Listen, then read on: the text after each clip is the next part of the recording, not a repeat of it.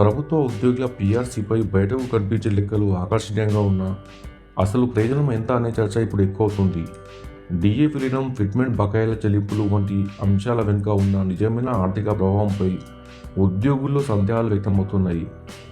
DA అనేది ద్రవ్యోల్బణం వల్ల ఉద్యోగుల కొనుగోలు శక్తి తగ్గిపోకుండా ఇచ్చే భత్యం. పీఆర్సీ సమయంలో పెండింగ్ డిఏను బేసిక్ పేలో కలిపి కొత్త బేసిక్ను నిర్ణయిస్తారు. ఆ తర్వాత ఫిట్మెంట్ శాతం జోడించి తుది జీతం పెంచుతారు. ఉదాహరణకు 50,000 బేసిక్ ఉన్న ఉద్యోగికి డిఏ విలీనం, ఫిట్మెంట్ కలిపి జీతం గణనీయంగా పెరిగినట్లు కనిపించవచ్చు. అయితే అసలు వివాదం బకాయిల దగ్గరే మొదలవుతుంది. గతంలో రావాల్సిన డిఏ బకాయిలను నగదుగా ఇవ్వకుండా కొత్త బేసిక్లో విలీనం చేస్తే ఉద్యోగులు తక్షణ నగదు ప్రయోజనాలు కోల్పోతున్నారు. దీంతో పేపర్పై జీతం పెరిగినా చేతికి రావాల్సిన లక్షల రూపాయలు అందక అసంతృప్తి పెరుగుతుంది. మరోవైపు కొత్త బేసిక్ పే పెరగడం వల్ల హెచ్ఆర్ఏ, పెన్షన్, గ్రాట్యుటీ వంటి దీర్ఘకాలిక ప్రయోజనాలు మాత్రం పెరుగుతాయని నిపుణులు చెప్తున్నారు. ముఖ్యంగా రిటైర్మెంట్కు దగ్గరలో ఉన్న ఉద్యోగులకు ఇది ఉపయోగకరంగా మారే అవకాశం ఉంది.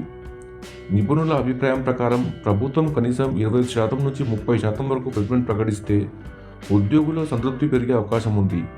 అలాగే పెండింగ్ బకాయిలను నగదుగా చెల్లించాలన్న డిమాండ్ కూడా బలంగా వినిపిస్తుంది. ప్రస్తుతం ఉద్యోగ వర్గాల దృష్టి అంతా ప్రభుత్వ తుది నిర్ణయంపైనే నిలిచింది.